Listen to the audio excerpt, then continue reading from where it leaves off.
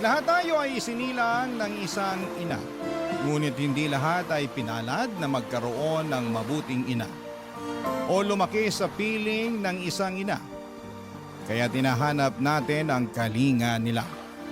At kung hindi man natin ito matagpuan ay ipinapangako natin sa ating sarili na kapag tayo'y naging ina, ibubuhos natin ang lahat ng pagmamahal sa ating anak. Ikaw kabarangay, naranasan mo na bang mag-mothering? Kahit sa isang anak, anakan lang.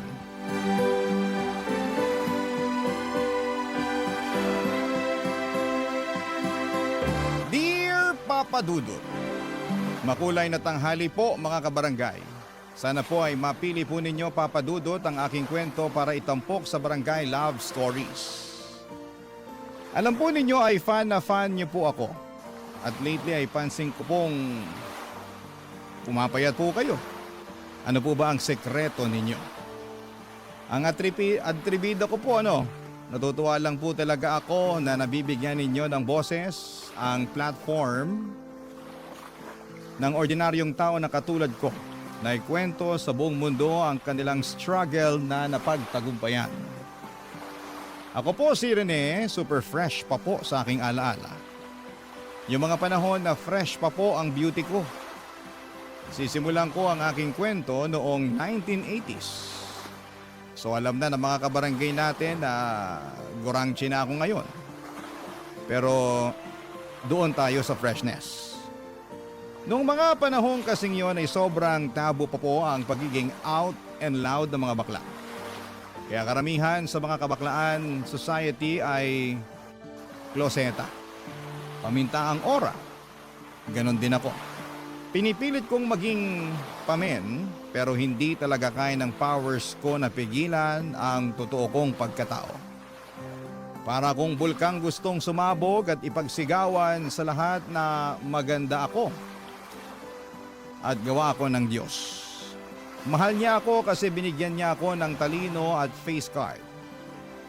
Bakit ko nasabi? Kasi consistent ang honor ko nung estudyante pa lamang ako, Papa Dudut. At tuwing fiesta ay kinukuha akong escort ng reyna-reynahan na paeksena kasi cute daw ako. Hindi nila alam na ang bet ko ay ang maging isang reyna. Proud ang parents ko sa utak ko pero ang motherland ko alam niya na hindi lalaki ang uniko iho niya. Isa po akong magandang prinsesa na gustong magkajowa ng isang gwapong Prince Charming. Kaya galit si nanay sa akin, wala daw siyang anak na bakla. Nakakahiya, hindi ako makaakyat sa langit. Pero paano ba akyatin ang langit, Papa Dudut? Pinipigilan ko kung sino talaga ako. Kalimutan yung maging masaya para sa sarili ko. At hindi ko na lang titingnan ng crush kong si Enrique. Ganun ba yon, Papa Dudut? Sobrang gwapo po talaga ni Enrique. Kaya kapag siya ang kaharap ko, ako si Rena Bella. Hindi ba ang sosyal pakinggan? Alam nyo, ilang gabi kong pinag-isipan kung magtatapat ako sa kanya. At dumating ang araw na hindi ko nakayanan. Sinabi kong gusto ko siya pero straight talaga si Enrique at ang sabi niya ay hindi niya ako pwedeng maging jowa kasi bakla ako. Lalaki pa rin ako. Gusto niya ay babae lang kaya sobrang na-hurt ako, Papa Dudut. Pero ilang linggo lang ay nakabawi ulit ako kasi hindi naman niya ako iniwasan. Ganon pa rin ang treatment niya sa akin pero may kaunting nagbago na gustong gusto ko naman. Kapag kami lang dalawa ay wala siyang pakialam kung niyayakap ko siya. Hanggang sa may kababalaghang nangyari sa aming dalawa na sobra kong kinaligaya. Ganito pala ang feeling, Papa Dudut.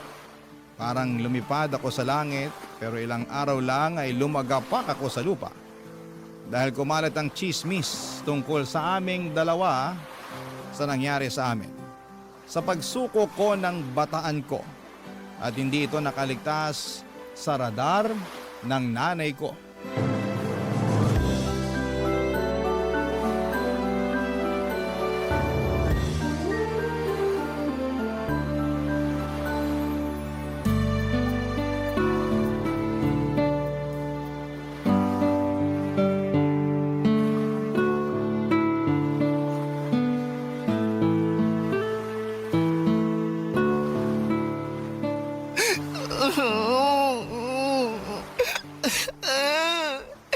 Nay, tama na po. Hindi mo lang inisip ang kahihiyan namin. Nay, ang sakit-sakit na po. Ang dami ko na sugat. Di pa sapat yan. Kailangan magtanda ka. Nay naman, maawa naman kayo sa anak ninyo. Ngayon gusto mo kaawakan ka. Matapos mo ipahiya ang pamilya natin. Ay nako, hindi ka ba nag-iisip? Di ba honor student ka? Bakit hindi mo ginamit yung utak mo? Puso po kasi ang ginamit ko, Nay. Ay nako, tigilan mo nga ako, Rene. Lalaki ka! Lalaki ang pinanganak ko. Lalaki ang panganay ko, hindi bakla! Hindi niyo po ba talaga ako matanggap, Nay? Anong magagawa ko? Bakla po talaga ako! Tigilan mo! Di ka bakla! Alam mo kung malalaman to ng tatay mo? Naku, hindi lang bugbog ang aabutin mo. Mas malala pa rito. Eh, ganito po talaga ako, Nay. Magpakalalaki ka! Ang kabakla ng dahilan kaya pinagchichismisan tayo ng mga tao eh. Walang maidudulot na mabuti sa'yo yan. Ay, siguro kailangan kitang dalhin kay Mang Egoy. Ha? Yung matandang ginagamit ang lahoy niya sa panggagamot? Kadiri, Nay! Wala ako sakit! Ay naku, sinasabihan ka nga ng masamang espiritu. Over naman, Nay! Ay, tigilan mo ko rin eh. Kung ayaw mong malagyan ng laway ni Mang Egoy, eh di tumino ka. Tumino? Ano, self-healing? Ganon? Basta, ayoko na may bakla sa pamamahay na to. Kung hindi, palalayasin kita. Ay, sobra naman kayo, Nay! Layas talaga! Hindi po kayo naaawa sa akin? Dahil lang sa pagiging bakla ko! Ikaw, nangangatwilang ka pa, ha? Nay, nakakarami ka na, ha? Rene, kapag may marinig pa ako at makikita kitang ginagawa mong gown-gown yung mga kumot natin, naku, malilintikan ka talaga sa akin. Naiintindihan mo ba ako? Tinatanong kita, Rene. Naiintindihan mo ba ako? Maybe. Ay! Iniinis mo ba ako, Rene? Opo, opo. Gets ko na po. Tama na, Nay. Kota ka na sa hampas. Tama na po. Sige na po. Titino na ako. Hindi na ako magiging bakla. Char. Papa Dudut, feeling ko talaga ay katapusan na ng buhay ko para talagang pinapaalis ni nanay ang kaluluwa ng baklang sumapi sa akin. Ang sakit pero mas masakit yung katotohanan na ayaw niya sa akin dahil lamang sa bakla ko. Pwede niya sana talaga akong pagalitan na bakit ko ginawa yon kay Enrique na bata pa ako. Wala pa sa wastong edad. Doon maintindihan ko siya pero ang punto niya ay bakit ako bakla at nakakahiya ako dahil sa kabaklaan. Pero syempre, sinunod ko na lamang si nanay para matapos na ang eksena na yon. Sinubukan kong maging superpamen, kulang na lang ay manligaw ako ng babae para pagtakpan ang totoo kong pagkatao. Sobrang hirap at alam ko kung bakit ako naghihirap dahil sa mga tsismosang nagpakalat ng magandang tagpo sa amin ni Enrique. Ang kaibigan kong ahas, si Caron. Nagulat talaga ako nang nalaman kong sa kanya pala galing ang lahat. Sa mga kwento pala talaga, may mga subkontrabida. Siyempre si nanay ang main kontrabida ko kasi lahat na lamang ay bawal. Hindi ko tuloy at hindi niya ako tunay or feeling ko tuloy ay hindi niya ako tunay na anak. Puro sermon at pananakit lang ang inaabot ko sa kanya dahil sa nag-iisang dahilan. Bakla ako. Pero itong si Carol sobrang pakialamerang fraud. Akala ko ay kakampi ko siya at akala ko ay mapagkakatiwalaan ko siya pero sinaksak niya ako ng patalikod. Para siyang mangkukulang na ayaw maging masaya ang isang prinsesang katulad ko, Papa Dudut.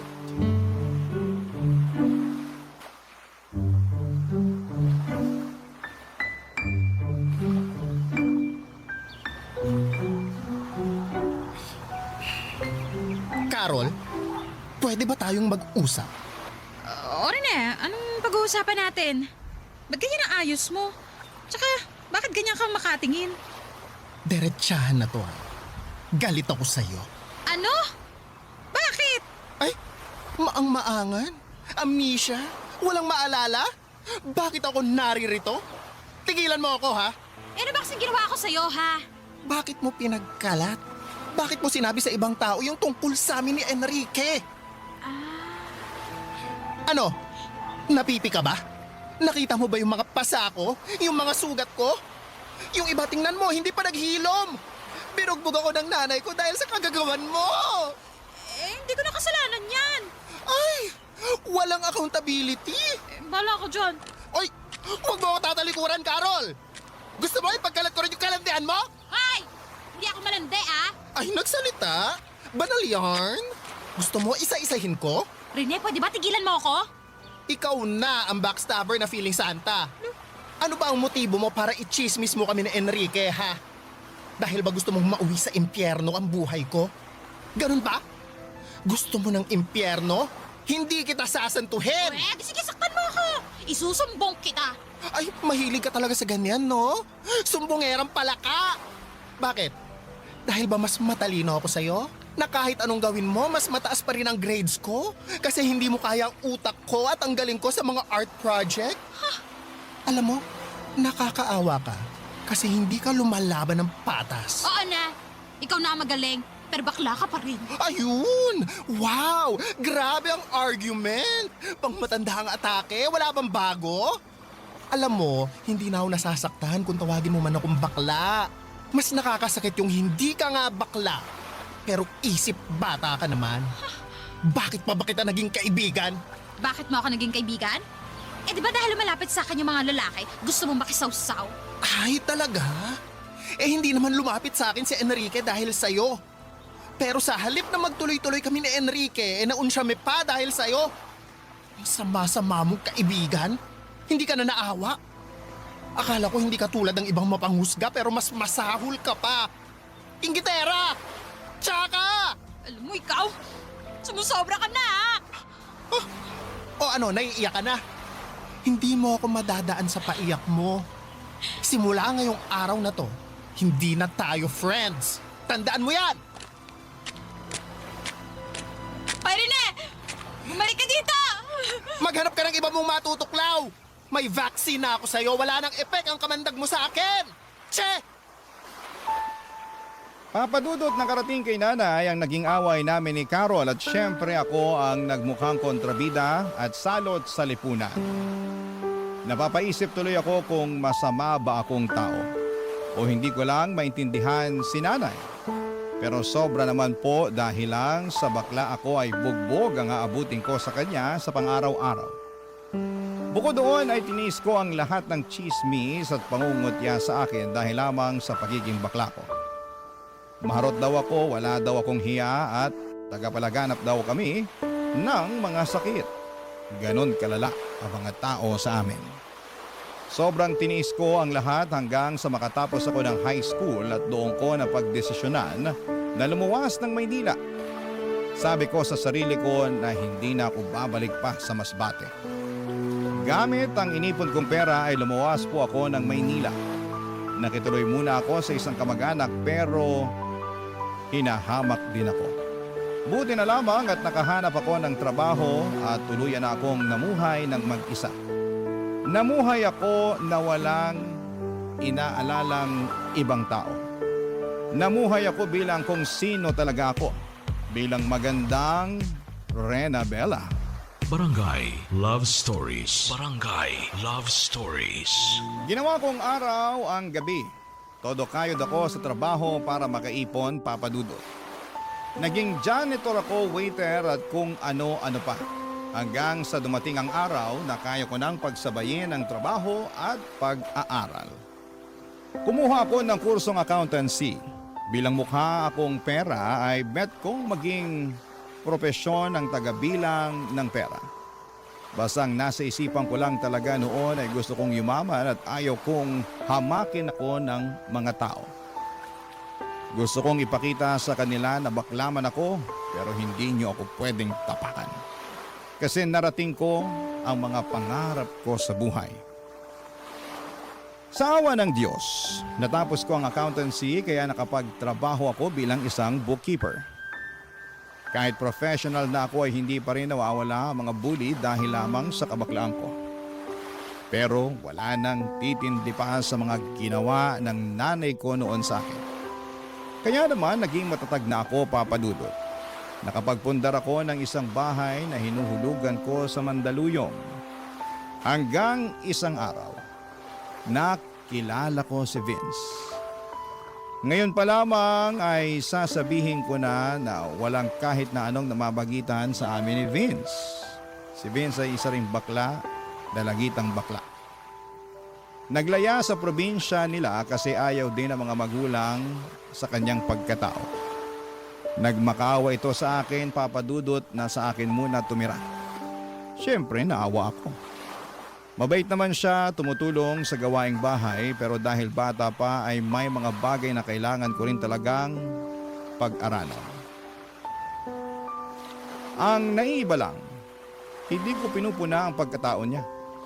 Saka yung mga pangaral na parang isang inang nagmamalasakit talaga ang ginagawa ko sa kanya sa tuwing nagkakamali siya. Tulad ng huwag agad magtitiwala sa mga lalaki dahil mapagsamantala lamang sila sa kahinaan nating mga magaganda. Habang tumatagal, napamahal na ako kay Vince. Tinuring ko siyang anak, kaya todo support ako para mapaaral siya. Pero may ugali talaga ang anak kong ito na kailangan ko pong ituwid, Papa Dudut.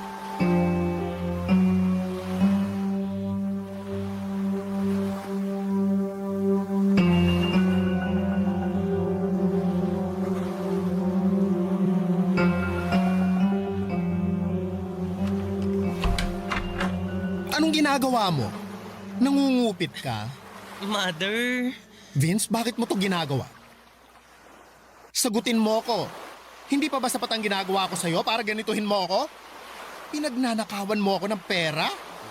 sorry mother. Ilang beses mo na tong ginawa, ha? Kaya pala nawawalan ako ng pera dahil ninanakawan mo ako? Eh tayong dalawa lang dito sa bahay. Pinapaniwala ko lang ang sarili ko na baka mali lang ako. Pero ngayon, nakita kita sa akto. Mother, sorry. Palalayasin mo na ba ako? Hoy Vince, huwag mo akong idaan sa paawa. Hindi ko sinabing palalayasin kita. Pero bakit ka nangungupit? Hihiya po kasi ako sa inyo eh. Gusto ko po sanang manood ng concert. Vince naman. Sorry po talaga, mother. Sana sinabi mo na lang sa akin. Nahihiya po kasi ako eh. Hindi naman po basic needs yun eh. Pinaaral mo na nga po ako eh. Pinapakain. Tinuturi na parang anak mo. Kaya parang kalabisan po kung hihingi pa po ako sa inyo. Eh ang pagnanakaw. Hindi ba mas kalabisan yon? Mother, sorry po talaga. Mabuti na lang at nalaman ko ng maaga. Paano kung masanay ka na? Magiging normal na lang sa'yo ang magnakaw. Gawin mo ang madaling paraan para makuha ang gusto mo. Kung tinuturing mo akong totoong mother, hindi ka gagawa ng kalabisan na katulad nito. Mali po ako. Mali po talaga yung ginawa ko. Huwag na huwag mong ugaliing maging sinungaling at magnanakaw, Vince, ha? Oo, bakla tayo. Pero hindi tayo sinungaling at magnanakaw. Hindi ako nahihiya sa pagiging bakla ko. Ang dapat mahiya yung nagnakaw at nuknukan ng sinungaling. Mother, pasensya na po. Sorry po talaga. Aalis na lang po ako. O aber kung aalis ka, saan ka naman pupunta? Maghahanap po siguro ng trabaho. Hindi ko po alam. Hindi, huwag kang umalis. Po, Ipangako mo sa akin at sa sarili mo na hindi mo na uulitin pa to. Masama ang manloko ng kapwa. Masama ang maging buhaya. Ayaw kong magpalaki ng buhaya. Ang gusto ko, matinong tao. Naiintindihan mo ba? Mother, ang bait-bait niyo pa rin po sa akin kahit gano'n na po yung ginawa ko sa inyo. Paprangkahin na kita, ha? Red flag talaga ang ginawa mo pero napamahal ka na sa akin eh. At gusto kong intindihin ka at gabayan para maging mabuting tao ka. Ha? Yes, Mother. Magiging mabuting tao po ako. Huwag lang sa salita, ha? Gawin mo, Vince. Gawin mo! Yes, Mother Annabella. Ay! Go, Vina! Hindi pwedeng buwakelya ang baklush na pretty.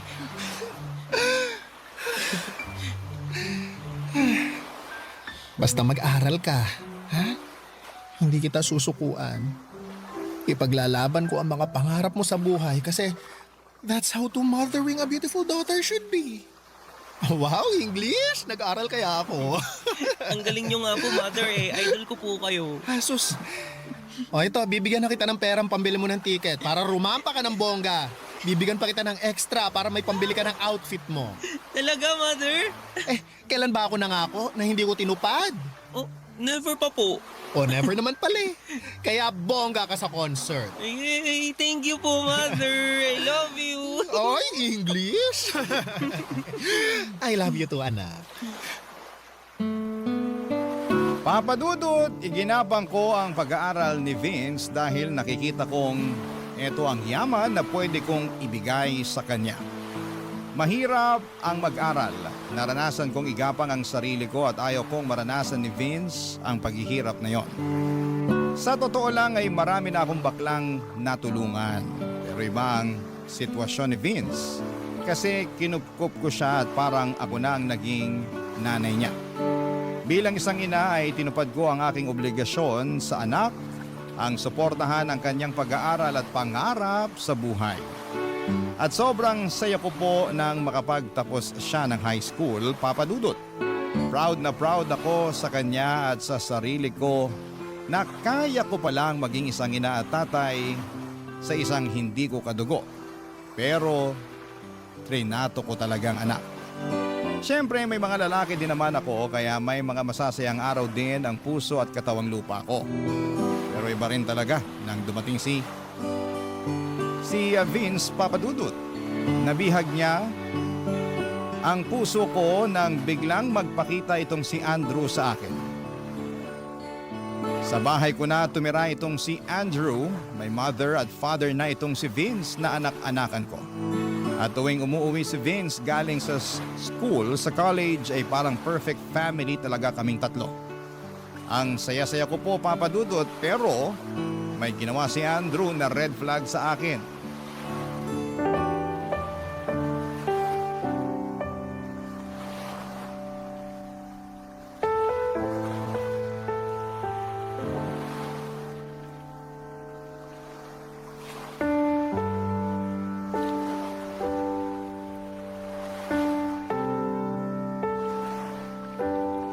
Andrew, Han, bakit ka nangupit?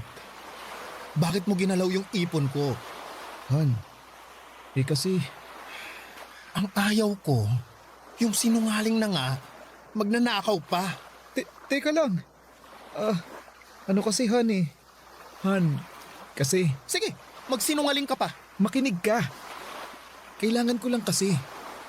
Nasa ospital ang nanay ko sa Cebu. Yun. Ano? Oo. Tama ang narinig mo. Nasa ospital siya.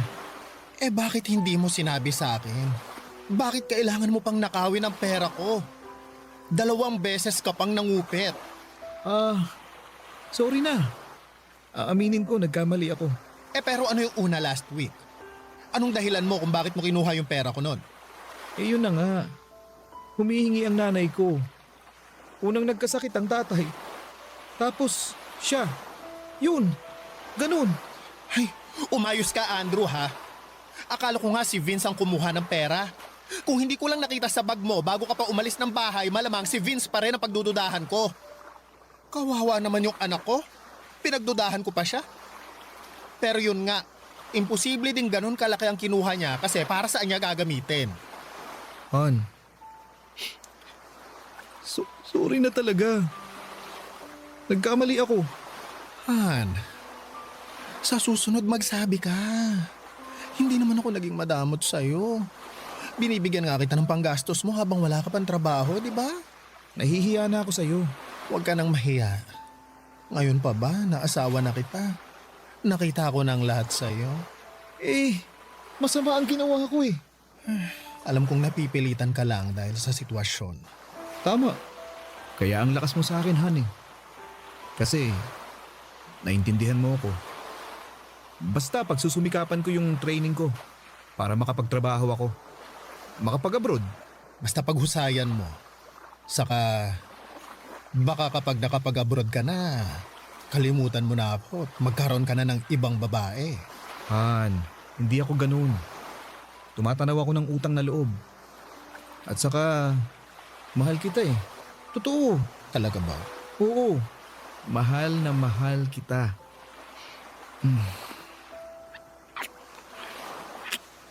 Ay, Han, hindi ko kayang mawala ka sa piling ko.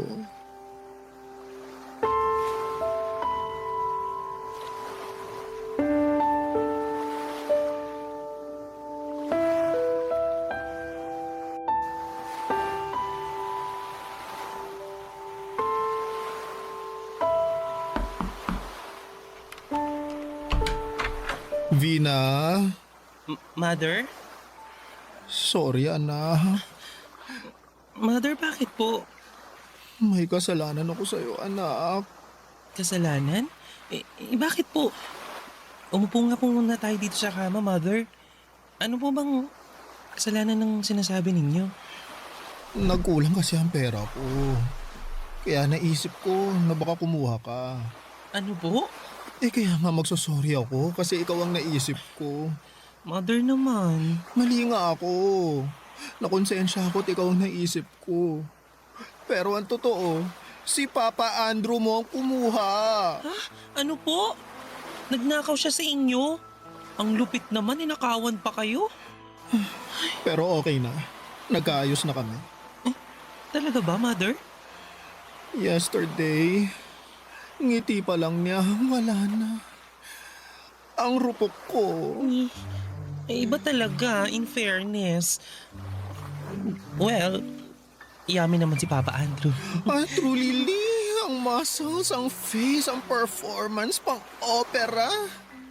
Mapapanganga ka talaga ng bongga. Mother, ha?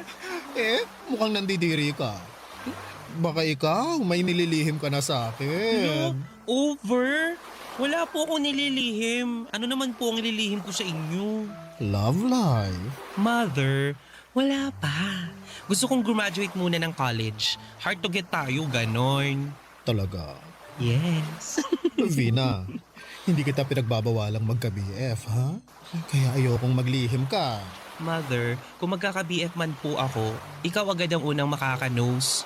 Pero, ano? Anong-ano, ha? Rampa-rampa lang po muna. Hindi po ako pwedeng magka-Andrew tulad mo. Uunahin ko po muna magka-diploma. Ay, very good. Ganyan nga.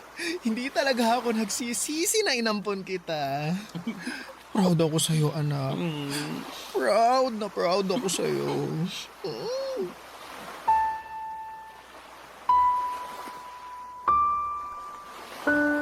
Papadudod, sobrang panatag ng loob ko sa aking mag-ama.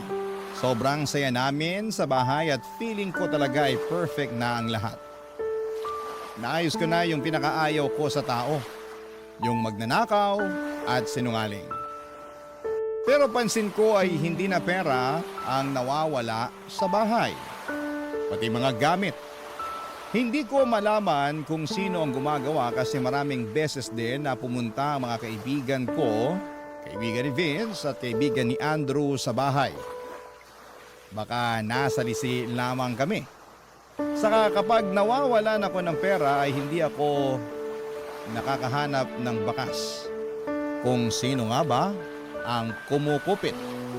Kaya naman nagpalagay na ako ng CCTV sa kwarto nang hindi nila alam para malaman ko kung sino ang nagnanakaw. Pero sobra po akong nasaktan sa aking mga nakita. Nagpatira pala ako ng buwaya sa bahay. Ang lala na pala kasi araw-araw akong niloloko. Araw-araw akong pinapaniwala na pamilya ang turing sa akin at hindi ako pinagsasamantalahan. Pero nagkamali ako, Papa Dudut. May mga bagay siguro na hindi mo talaga hawak. At darating na lamang ito at magdadala ng sakit sa puso mo. Akala ko talaga na magiging maayos na kaming tatlo. na parang ang bahay-bahayan naming laro ay totohanan na. Pero hanggang laro lang pala talaga ang lahat. At tulad ng mga laro ay may talo. Mukhang talo ako dito, Papa Dudut. Barangay Love Stories. Barangay Love Stories. Papa Dudut, kailangan kong magpakatatag at lumaban pa rin. Marami na akong pinagdaanan para hindi ko kayanin ang dagok na ito sa buhay ko. Isang kagimbal-gimbal ang nalaman ko. Nangungupit pa rin si Andrew ng pera at huling-huli ko ito sa CCTV. Ang niyayakap ko pala tuwing gabi ay isang kawatan at sinungaling. Kung titignan ay mabait naman si Andrew sa akin. Nabibigay niya ang pangangailangan ng katawang lupa ko. Nilalambing niya ako, niyayakap at naiisip ko na ganito talaga siguro kapag bakla. May mga lalaking talagang mapagsamantala at ginagamit ang kahinaan namin. Ilang araw din akong hindi nakatulog. Hindi ko siya makumpronta kasi ayaw kong mawala siya sa akin. Nasanay na ako na siya lang ang lalaki sa buhay ko. Kaya hinahayaan ko na lamang. Papa Dudu, tuwing pumapasok ako sa trabaho ay napapanood ko sa app ko sa phone ko ang kuha ng CCTV. Dito na ako nagtataka kasi bakit pumapasok si Andrew sa kwarto ng anak ko. Nagnanakaw din ba siya? Hanggang sa iba na ang kutob ko. Pinalagyan ko na rin ng CCTV ang kwarto ni Vince. Hindi nila alam na may CCTV na pala ang loob ng bahay. Doon ko nalaman na may relasyon ang dalawa. Kaya nung nakita ko sa akto ang ginagawa nila ay dali-dali akong umuwi ng bahay para mahuli silang dalawa, Papa Dudut.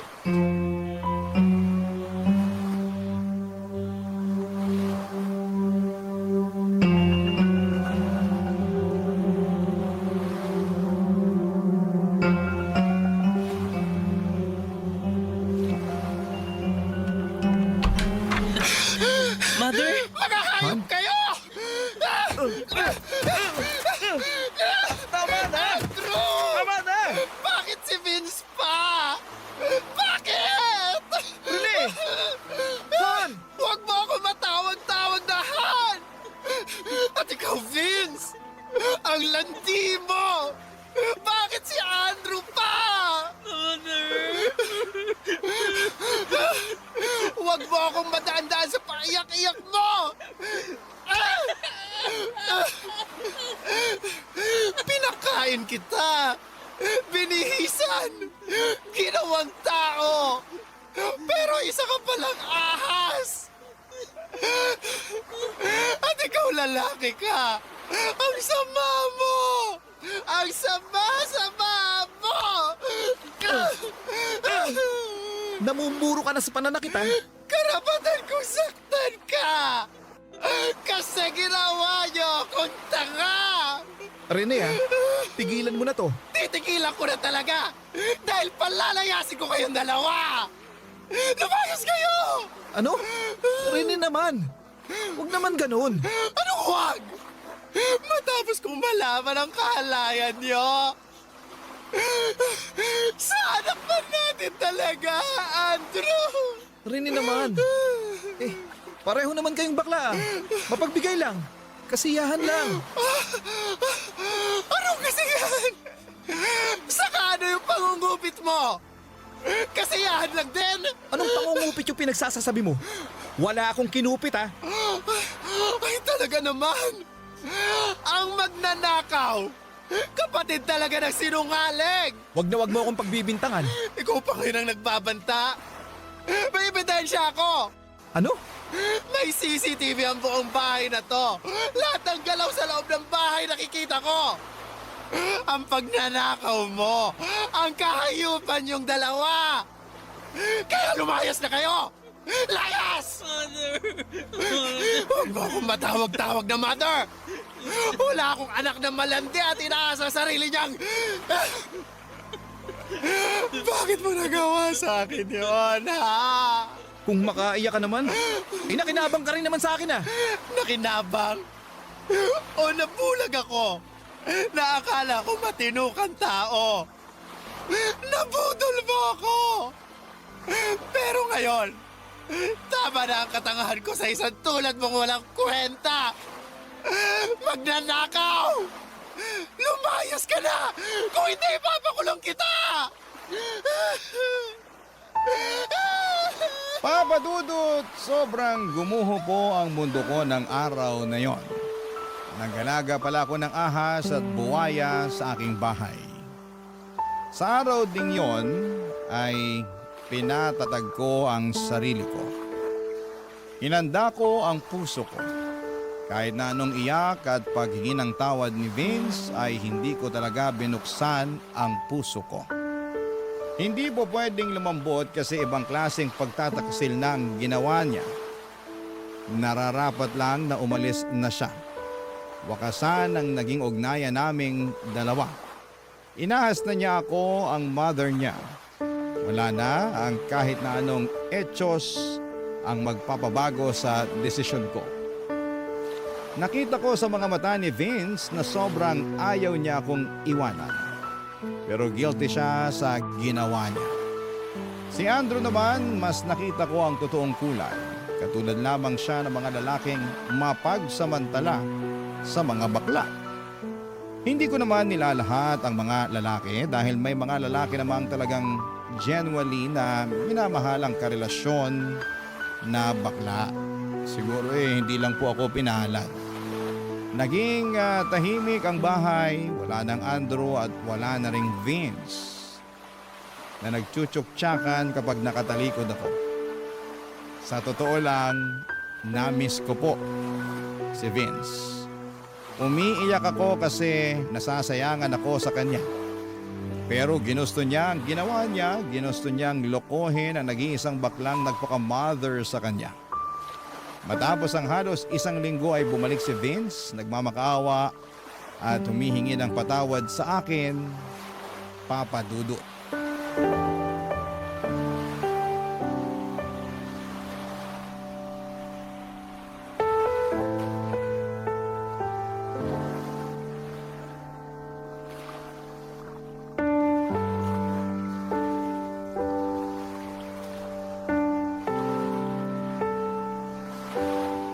Maupo ka sa sala.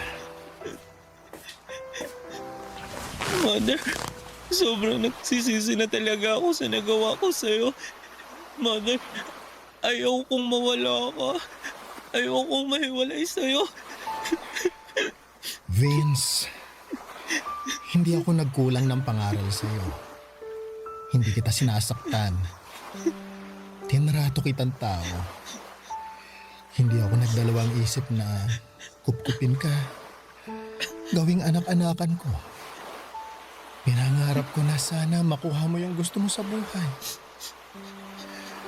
Sinuportahan kita, di gaya ng nanay ko sa akin. Pero ang sakit. Ang sakit-sakit ng ginawa mo sa akin. Alam ko naman po eh. Sobrang sama ng nagawa ko po sa inyo, Mother. Nagsisisi na po talaga ako. Naaalala mo dati, yung pangungupit mo ng pera. Pinangaralan kita. Sabi ko sa'yo ang magnanakaw, isang malaking sinungaling. Akala ko napatino kita. Nakaka-frustrate na hindi pa rin pala. Hindi lang pera ang ninakaw mo, kundi ang relasyon ko sa isang lalaking wala namang kwenta. Pero salamat na rin sa'yo at natauhan ako sa Andrew na yon. Hindi na ako nabulag sa papandesal niya. Mother, patawad po. Hindi ko na po gagawin sa'yo yung ganun. Magpapakatino na po ako. Gusto ko po kasing makasama kayo sa pagtupad ng mga pangarap ko eh. Vince, I'm sorry. Buo na ang desisyon ko. Naaalala mo? Kusa akong lumaya sa pamilya ko at gumawa ng sarili kong buhay dahil napuno na ako sa pananakit ni nanay. Nakaya kong mabuhay. Nakaya kong maging tao. Hindi malayong kaya mo ring maging tao. Father naman. Please. Give me another chance. Ay, maraming chance na ang binigay ko sa'yo, Vince. Marami na. Hindi sa lahat ng oras na kapag nagkakamali ang isang tao, bibigyan na naman ng chance. Puro tayo chance pero walang accountability. Kaya tayo hindi umuusad sa buhay.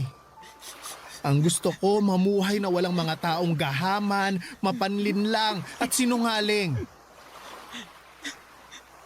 Mother, luluhod po ako. Magmamakaawa po. Sana mapatawan niyo po ako. Wa-epek sa akin yan. Huwag mo nang gawin. Alam mo, ang dapat mong gawin ay humanap ng trabaho para mapagpatuloy mo yung pag-aaral mo. Sayang naman yung nasimulan mo. Saka, sige na. Ito, kunin mo tong pera para may pangsimula pa. Ito na ang huling tulong ko sa'yo. At wag na wag ka nang magpapakita pa sa akin. Papa Dudut, sobrang sakit pala na palayain ang isang tao na sobrang minahal mo. Ang sakit sa dibdib. Parang sinasaksak ang puso ko nang makita ko si Vince na bitbit ang ibang gamit paalis ng bahay. Nang sinarado ko ang pintuan, yun na ang oras na kailangan kong kalimutan ang anak-anakan ko. Mahirap pero kailangan kong gawin. Sa ngayon, Papa Dudut, ay mag-isa na lamang po ako. Wala nang Andrew, wala nang Vince sa buhay ko. Pero natutunan ko na rin na hindi pala sukatan ng pagmamahal ang pagtitiis sa sakit at kasinungalingan. May mga kaibigan naman akong nananatili at doon ko nahanap ang lakas na muli akong bumangon. Para sa akin, Papa Dudut, walang masama sa pagiging bakla. Hinding-hindi ko ikakahiya kung sino po ako. Pero mali ang magnakaw, mali ang manloko at mali ang magsinungaling sa taong nagmahal at nagtiwala sa iyo ng totoo. Doon ako labis na nasaktan, Papa Dudut. Doon ako natuto.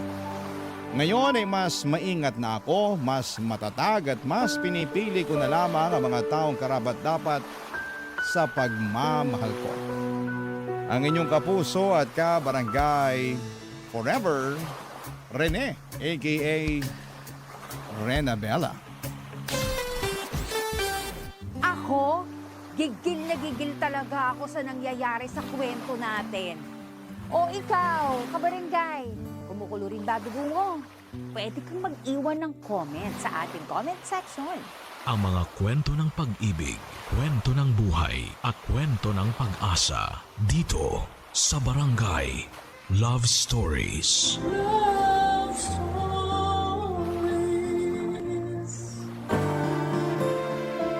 Magpakabuti tayo hindi lamang sa isang tao, kundi sa lahat. Dahil kung meron tayong kinikilingan, mapapagod sila na tayo ay pakisamahan. Ikaw, kabarangay, mabuting tao ka ba?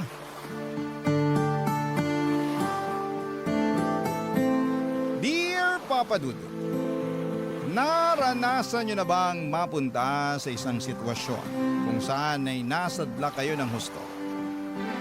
Ako kasi ay oo at yon ang gusto kong ibahagi sa mga kabarangay nating panatiko ng Barangay Love Stories. Pero bago ang lahat ay magpapakilala muna ako sa inyo. Tawagin niyo na lamang po ako sa pangalang Bobby, 38 years old at taga Mandaluyong. Nitong mga nakalipas na araw ay sobrang lugmo ko at para bang wala nang bukas para sa akin. Sunod-sunod kasi ang mga nangyaring trahedya sa buhay ko na malalaman ninyo sa pagpapatuloy ng aking kwento. Pero magsisimula muna ang lahat noong 30 anyos pa lamang ako. Kami na lamang ng nanay ko ang magkasama noon sa bahay dahil nasa ibang bansa ang kuya ko para magtrabaho.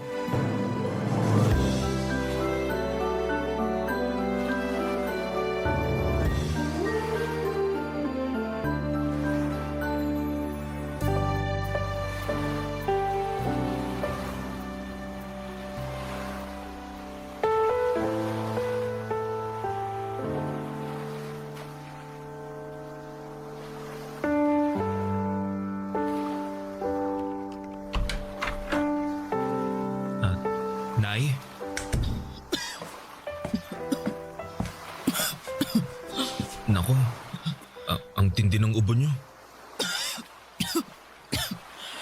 Ayos lang ako, anak. Di po kayo mukhang ayos, Nay. Ayos nga lang ako. Ay, buti pa, abot mo na lang yung tubig dyan sa tabi ko nang makainom ako. Sige po. Ilapag ko lang muna tong bit-bit kong lugaw dito sa tabi, ha? Oh, Nay, ito na po yung tubig. Daan-daan po sa pag-inom, ha? Salamat, anak. Kumusta na po ang pakiramdam nyo? Gaalala po ako para sa inyo. Huwag kang mag-alala. Ayos na naman ang pakiramdam ko eh. Hindi na ako mainit. Tingin ko bumaba na ang lagnat ko pero inuubo pa rin ako. Kaya nga pinagluto ko po kayo ng lugaw at dinala ng gamot para makainom na kayo pagkatapos kumain eh. Kaya lang, wala naman akong panlasa. Parang ayaw ko tuloy kumain. Ay, kahit konti lang po, Nay. Para makainom na kayo ng gamot. Ano pa nga ba? O siya kakain na ako. Yan. Very good po kayo, Nay. Very good ka dyan. Ano ako, bata? Di ba ganyan din naman kayo nung bata ako. Sinasabihan niyo akong very good kapag kumakain ako, lalo pag may sakit ako. Kaya ako naman na magsasabi niyan sa inyo ngayon. Sa bagay. Sinasabi ko nga sa'yo yun nun. Ang bilis talaga ng panahon, no? Dati-rati, kayo ng kuya mo ang inaalagaan ko. Ngayon, kayo naman ang nag-aalaga sa akin. Kaibahan lang, nasa malayo ang kuya mo, kaya ikaw lang ang mag-isang nag-aasikaso sa akin, anak. Matanong lang kita, no? Ano po yun? Hindi ka ba napapagod na alagaan ako? Nay naman, bakit naman po ako mapapagod? Nanay ko po kayo. Wala naman. Naisip ko lang kasi dapat sa edad mong yan may sarili ka ng pamilya. Kaso mukhang kasalanan ko kung bakit hanggang ngayon wala ka pa ring asawa. Nay, hindi niyo po kasalanan. Sadyang wala pa lang po talagang nagkakamali. Ano pa yung sinasabi mong wala pang nagkakamali? Masasabi ko na maswerte ang babaeng makakatuluyan mo dahil napakalambing mong anak, mapagmahal at maalaga. Mahilig pa sa mga bata. Kaya naman kung meron ka ng natitipuhang babae, ligawan mo na. Malay mo, siya na pala ang makatuluyan mo. Sa ngayon, wala pa naman po akong nagugustuhan pero sige po. Sa oras na magkaroon na sasabihin ko agad sa inyo. Bakit mo sasabihin sa akin? Para malaman nyo. Salamat ha, pero ang sabi ko, ligawan mo. Hindi mo lang basta sabihin sa akin. Nay naman Siyempre, liligawan ko pa rin naman siya pero gusto ko munang makilala nyo siya. Sige anak, salamat kung ganoon kasi naiisip mo ko. Sana nga makakilala ka ng babaeng liligawan para naman hindi lang sa akin umiikot ang mundo mo. Nay, sa inyo pa rin po iikot ang mundo ko kahit na may nililigawan na ako. Pangako po yan, Nay. Papa Dudut, mahal na mahal ko ang nanay ko at wala akong pinagsisisihan. Na ako lamang ang nag-iisa niyang anak na nag-aasikaso sa kanya. Bagaman pareho naman kaming may trabaho ng kuya ko. Masaya ako na sa tuwing kailangan ako ng nanay ko ay nasa tabi niya lamang ako. Pero naiintindihan ko naman ang kagustuhan niyang makapag-asawa na ako at bumuo ng sariling pamilya dahil nga hindi na ako bumabata pa. Simulat sa Paul ay alam ni nanay na gusto kong magkaanak. Hanggang sa nakilala ko si Rhea sa restaurant na pinagtatrabahuhan ko bilang tagaluto. Bale, serbidora siya noon at taga Ilocos Sur. Mabait si Rhea, maganda at puwelang kasama. Pero sa kabila ng mga tawa niya ay meron siyang malungkot na nakaraan. At yun ang dahilan, Papa Dudut, kung bakit siya umalis noon sa kanila. Sa katunayan, sa tuwing kinikwento sa akin ni Rhea ang karanasan niyang Yun ay hindi ko talaga mapigilang malungkot at makisimpatya sa mga pinagdaraanan niya.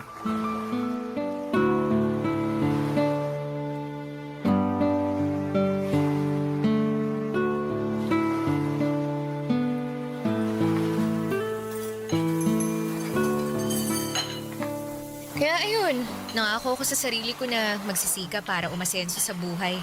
Kaya nga kahit mahirap at wala akong kaalam-alam sa magiging buhay ko rito sa Maynila nakipagsapalaran pa rin ako. Gusto ko pagbalik ko sa Ilocos ibang Rhea na ako. Hindi ko naman hangad na yumaman pero gusto kong magkaroon ng komportableng buhay. Kaya lalo mo ako napahanga Ang lakas ng fighting spirit mo. Uy, thank you pero kailangan Malay mo, meron pang magandang buhay na naghihintay sa'yo pag nagpatuloy ka. Ay, sana nga meron. Pero ewan ko. Minsan, hindi ko pa rin mapigilang mawalan ng pag-asa.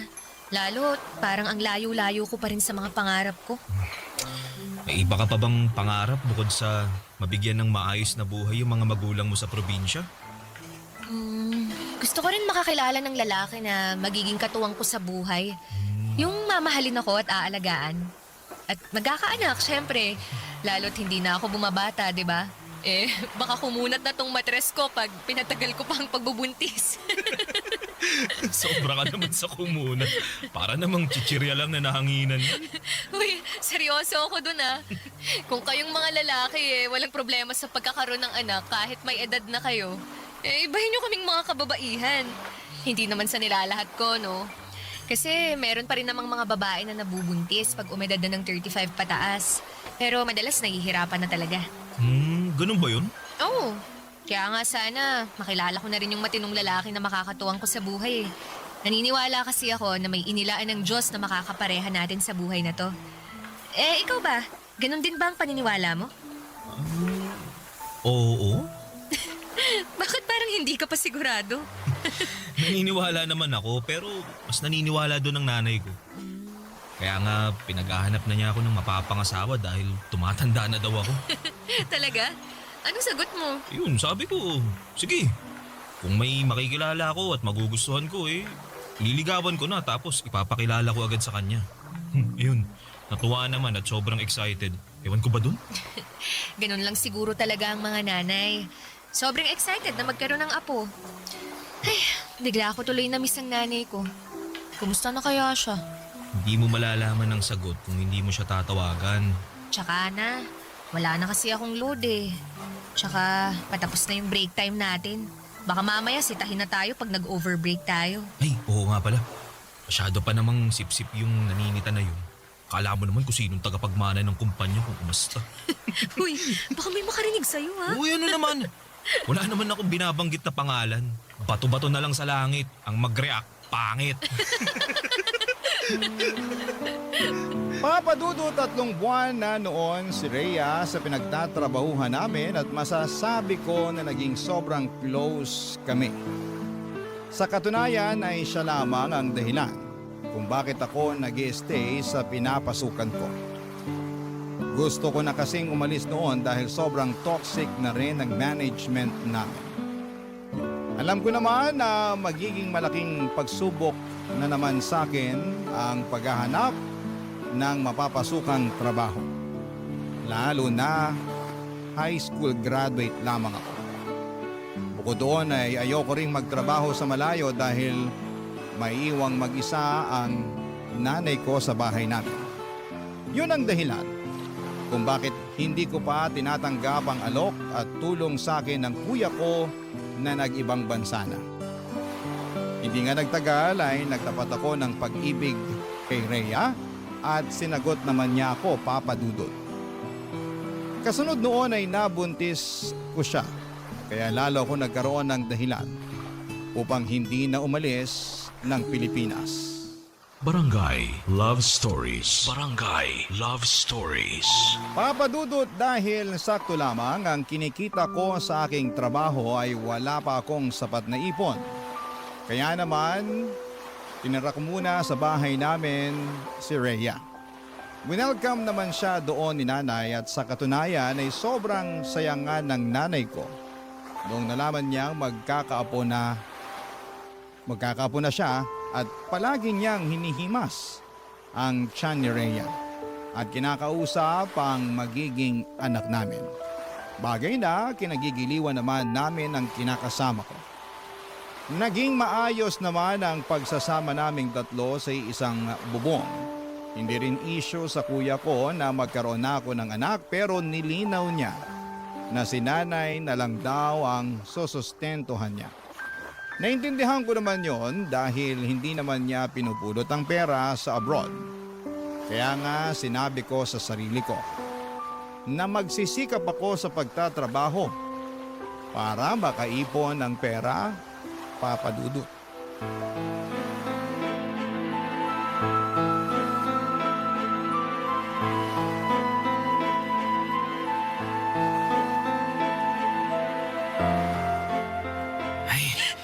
Nay!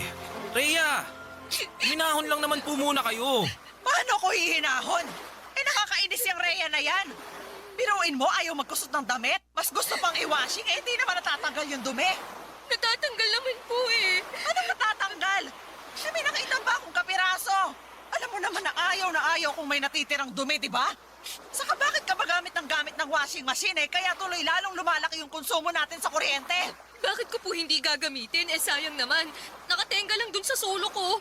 Tsaka isang beses lang naman nag-washing sa isang linggo At para na rin mapabilis yung trabaho ko. Buti sana kung tinutulungan niyo akong maglaba hindi naman. Kung kaya lang ng likod ko, hindi sana hindi ko na inasa ang paglalaba sa'yo. Bakit? Likod niyo ba ang maglalaba? Ay! Lintik na babae ito! Hoy, Bobby! Magsabihan mo nga yung kinakasama mo. Abalang masyado sumagot sa akin napakawalang galang. Mahal, huwag mo naman sagutin ng ganun si nanay. Bakit hindi? Sumusobra na siya. Dami niyang reklamo. Hindi na nga nagpapasalamat sa akin. Bakit ako magpapasalamat sa paglalaba mo? Responsibilidad mo yan kasi kinakasama mo na ang anak ko. Nay, huwag na po muna kayong sumabat dyan. Buti pa, mag-uusap muna kami ni Rhea. Halika, mahal. Doon tayo sa kwarto. Buti pa nga nakausapin mo yung babae na yan. Iyak ng iyak. Wala naman akong ginagawang masama sa kanya. Parang pinagsabihan ko lang Ay.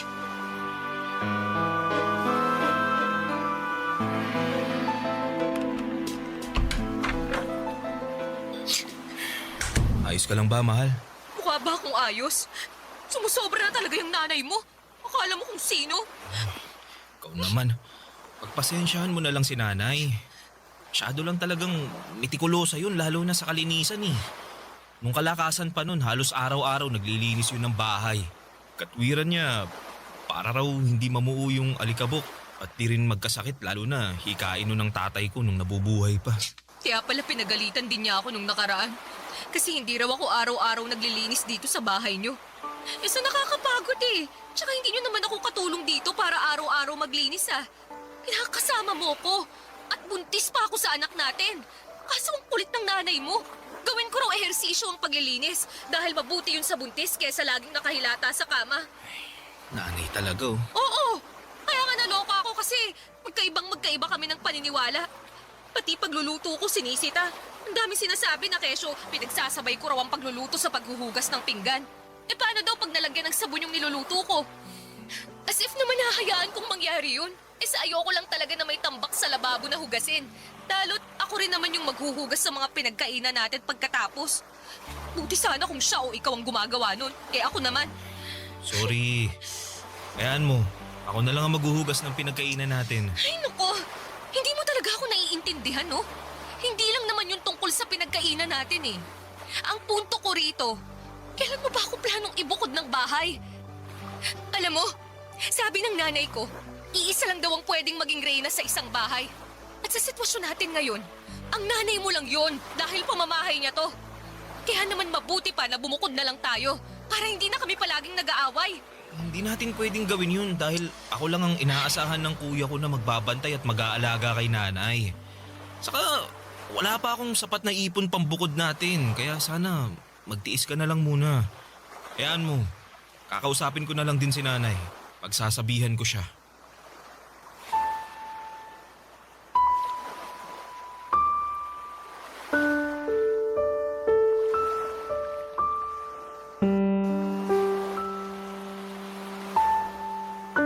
Papa Dudut, naiintindihan sinabihan ko naman ang pinanggagalingan ni Rhea. At kahit na gustuhin ko na siyang ibukod ng tirahan ay hindi ko naman magawa dahil nga maiiwang mag-isa ang nanay ko. At ayoko ring mangyari yon kasi ako lamang ang inaasahan ni Kuya na magbabantay at mag-aalaga sa kaisa-isa naming magulang. Kaya naman sinabihan ko na lamang si Rhea na magtiis dahil hindi rin naman ibang tao ang nanay ko. Nakita ko naman na sa abot ng makakaya ni Rhea ay hinabaan niya ang kanyang pasensya. Pinakisamahan niya ng maayos ang nanay ko. Hindi rin naman sila palaging nag-aaway.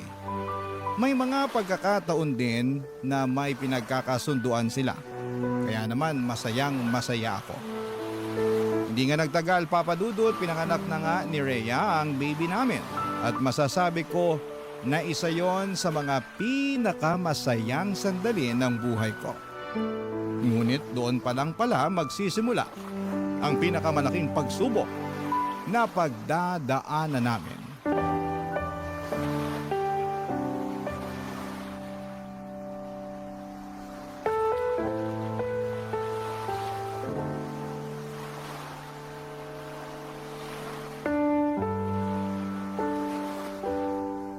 Sensya na. Yan lang muna mabibigay ko. Dami ko kasing kaltas. Mga reklamo ng customer, ganun. Ha? Eh bakit nagre-reklamo sila? Di raw masarap ang luto ko. Ganito, ganyan. Kaya nga lagi akong pinagagalitan ng bisor natin eh. Pinagbantaan pa na kapag hindi ko inayos yung trabaho ko tatanggalin na nila ako. Alam mo naman na mapipilay tayo ng husto pag nawalan ka ng trabaho, di ba? Ilang buwan pa lang din ang baby natin. Tapos ang dami pa nating gastos pag nagkakasakit siya. Ano ba kasing nangyayari sa'yo? Yung dating issue mo pa rin ba sa bisor natin? Oo. Masyado kasi siyang pabida. Napipikon na ako. Alam ko na pabida talaga yun kasi nakatrabaho ko rin naman dati. Pero matuto ka pa rin magtimpi. Kasi sa pikon mong yan, trabaho mo naman yung maaapektuhan. Tandaan mo na hindi ka pwedeng mawalan ng pinagkakakitaan. Dahil ikaw lang yung kumakayod sa atin. Tapos marami rin tayong gastusin sa anak natin. Oo, yun na nga eh. Pakiramdam ko, di na tayo nakakausad dahil sa nangyayari. Napapagod na ako pero wala akong karapatan na magpahinga. Kung pagod ka, mas pagod ako. Dahil hindi lang anak natin ang inaasikaso ko. Inaalagaan ko rin yung nanay mo na may pagkamaldita kung minsan. Bakit? Nag-away na naman ba kayo ni nanay? Hindi ko na siya pinatulan. Pero umalingal na naman sa akin nung nakaraan. Tungkol saan daw? Sobrang tigas daw kasi nung patatas sa niluto kong chicken curry. Hindi raw niya makagat. Nung tininidor ko naman, malambot naman eh.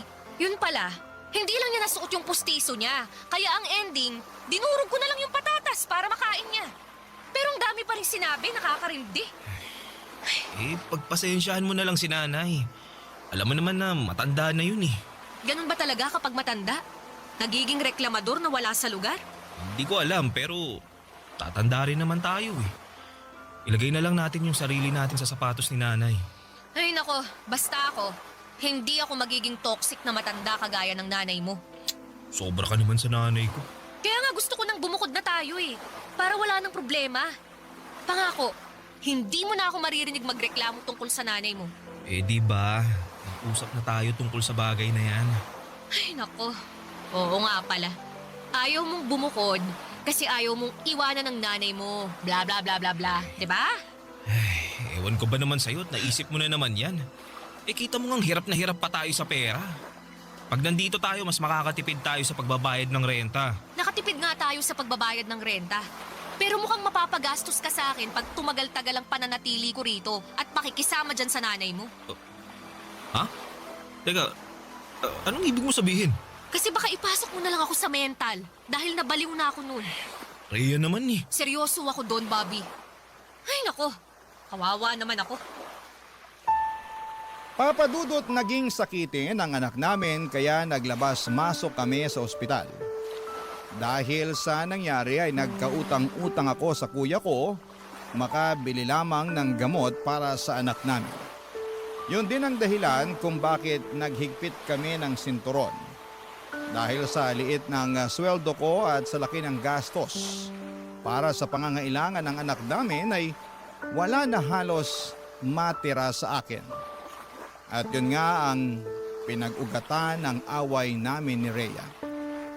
At dahil maliit nga lang ang bahay namin ay naririnig ni nanay ang pag-aaway namin.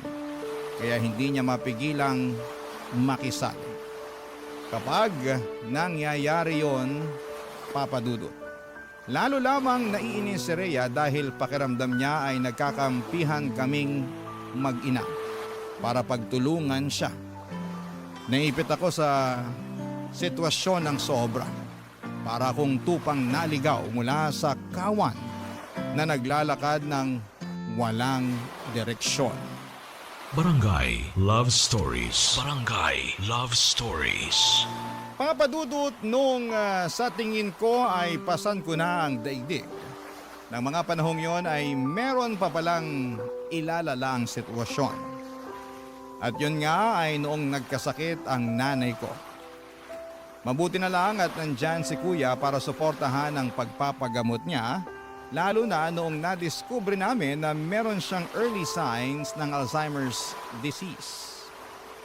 Nalugmok ako ng sobra, lalo at pareho pa sila ng anak ko na may sakit kaya naman lalong bumigat ang pasan-pasan ko sa aking mga balikat. Pero buti na lang at nandyan si Rhea para alagaan ang nanay ko kahit na meron silang hindi pinagkakasunduan.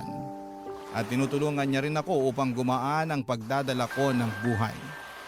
Masasabi ko na kahit mahirap ay malaki pa rin ang pasasalamat ko sa aking kinakasama, Papa Dudut.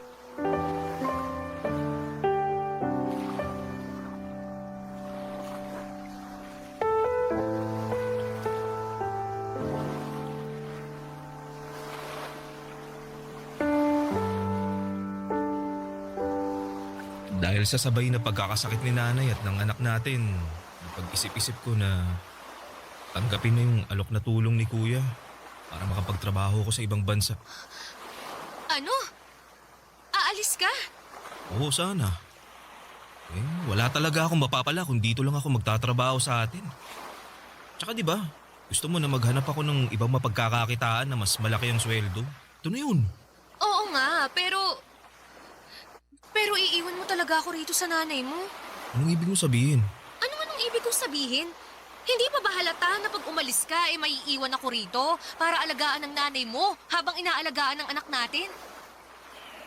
Konting sakripisyo lang naman. Anong konting sakripisyo pinagsasasabi mo? Nagsakripisyo na ako, Bobby.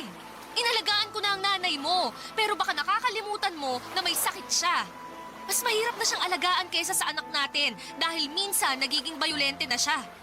Ilang beses na niya kaya akong nasaktan, pero binabaliwala ko lang kasi nga may sakit siya. Alam ko naman yun, kaya nga nagpapasalamat kami ni kuya kasi nandyan ka hindi pa lang talaga namin kayang kumuha ng ibang magbabantay at mag-aalaga kay nanay. Kaya ako na lang, kasi nakakalibre kayo sa akin, ganon. Naman sa ganun, Rhea. Totoo naman Napakakuripot niyang kuya mo. Manong man lang kumuha siya ng ibang tao na mag-aalaga sa nanay niyo. Kasi nanay niyo naman yan Hindi ko naman nanay yan. Nanay ko nga dun sa probinsya may sakit din pero hindi ko magawang alagaan. Buti sana kung wala tayong anak, Bobby. Pero alagain din yun. Tapos ngayon aalis ka. Iiwan mo ako rito mag-isa, ha? Anong gusto mong gawin ko? Manatili rito tapos araw-araw tayo mag-aaway dahil maliit lang ang sweldo ko. Akala ko pa naman gusto mong umasenso tong pamilya natin. At ngayon na may pagkakataon na tayo na makaluwag-luwag, ganyan ka naman umasta. Imbis na suportahan mo ako, mas inuuna mo pang bilangin yung paghihirap mo. Hindi ako nagbibilang ng paghihirap ko, ha? Hindi raw. Sa inyo nakikita ko Kasi yun ang gusto mong tingnan. Ni minsan ba, pinasalamatan mo ako sa pag-aasikasok sa nanay mo at sa anak natin kahit na pagod na ako? Hindi naman, di ba? Kasi para sa inyo ng kuya mo, responsibilidad ko na alagaan yung nanay nyo dahil nakatira ako sa pamamahay nyo. Yun nga ang rason kaya gustong-gusto ko nang bumukod tayo. Kaya lang atrasado ka naman dahil sa nanay mo. Nanay ko ang pinag-uusapan natin dito, ha? Hindi siya ibang tao kaya magdahan-dahan ka sa mga sinasabi mo tungkol sa kanya. Wow naman, ha? Nakaka-touch naman na napakabuti mong anak sa nanay mo. Pero hindi ka naman mabuting kinakasama. Bawiin mo yung sinabi mo! Ayoko nga! Bakit ko babawiin? Totoo naman lahat ng yon. Uti pa dyan ka na. Saan ka pupunta? Sa kwarto. Tutulog na kasi baka bigla pang bumangon yung nanay mo at makisali sa away natin. Magkakampihan lang kayo. Kawawa naman ako sa inyo.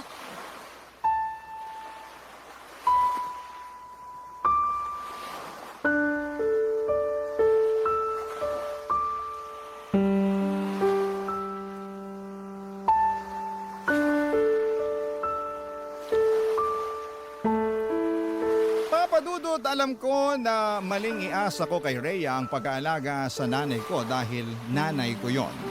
Ako ang anak noon kaya ako dapat ang gumagawa ng mga bagay na yon.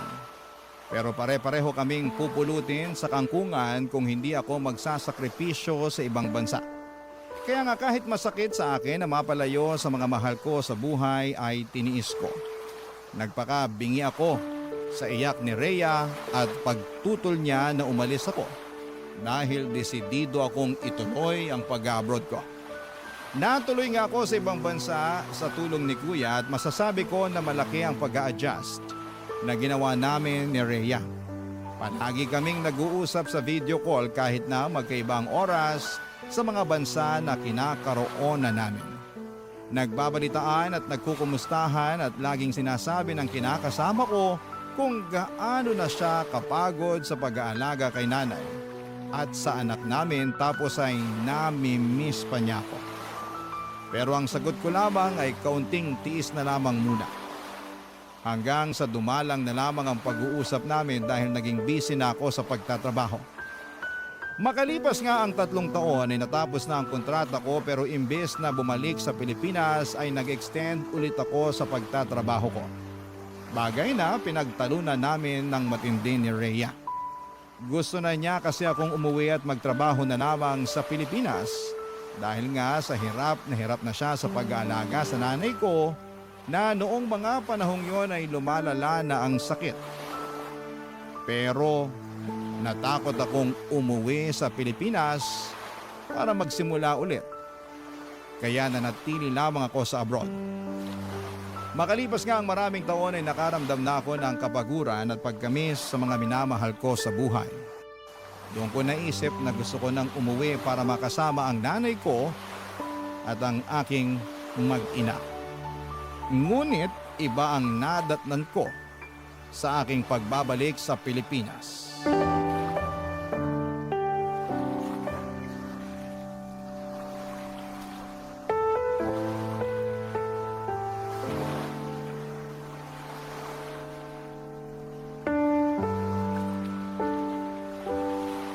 Rhea naman, halos kararating ko lang galing abroad.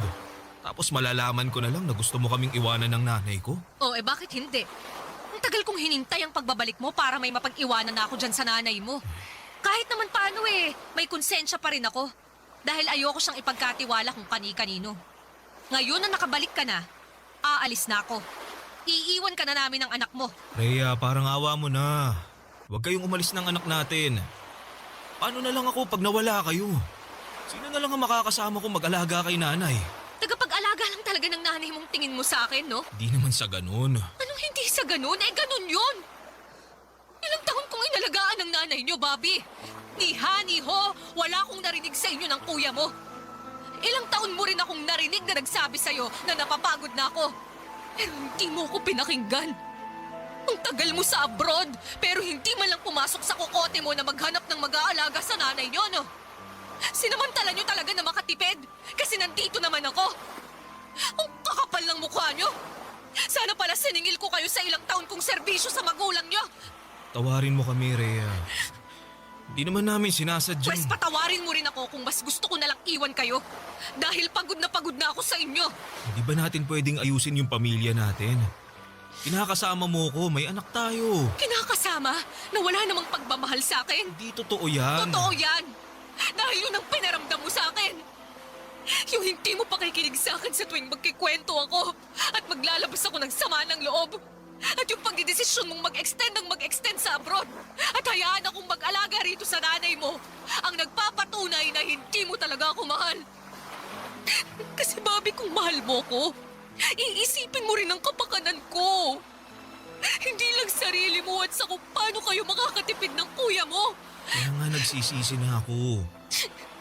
Hayaan mo, babawi ako sa'yo. Lalo ngayon, nagdesisyon na ako na hindi na ako babalik sa ibang bansa. Ay, wow! Nagdesisyon ka na naman pala nang hindi ako kinukonsulta. Sa bagay, sino lang ba ako sa buhay mo para konsultahin mo? Ni hindi mo nga ako asawa eh. Hamak na nanay lang ako ng anak mo at tagapangalaga ng nanay mo. Bobby, pagod na ako. Ayoko naman gugulin yung buhay ko sa pag-aalaga sa nanay niyo. Naalala mo yung sinabi ko sa'yo noon? Na iba ko pang pangarap, ha? Na gusto ko rin makakilala ng isang lalaki na magiging katuwang ko sa buhay. Yung mamahalin ako at aalagaan. Akala ko ikaw na ang lalaking yun. Pero nagkamali ako. Gusto ko lang naman maranasang alagaan.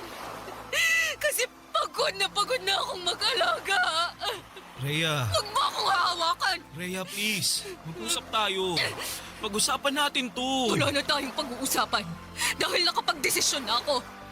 At wala ka nang magagawa para baguhin pa yon. Tapos na tayo, Bobby. Simula sa araw na to. Hiwalay na tayo!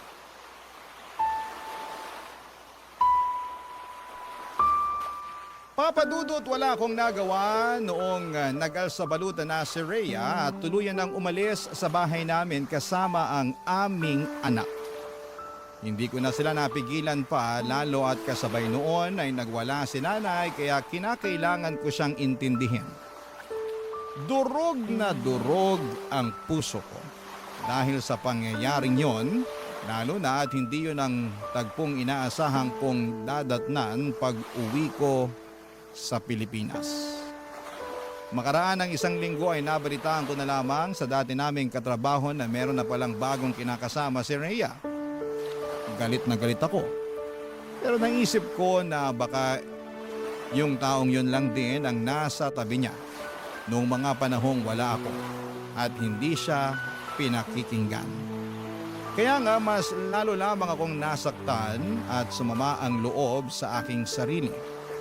Kasalanan ko talaga kung bakit ako iniwan ni Rhea. Akala ko, Papa Dudut, ay wala nang isasakit pa ang nangyari sa buhay ko. Pero neto lamang Hunyo ng taong ito ay biglang namatay ang nanay namin.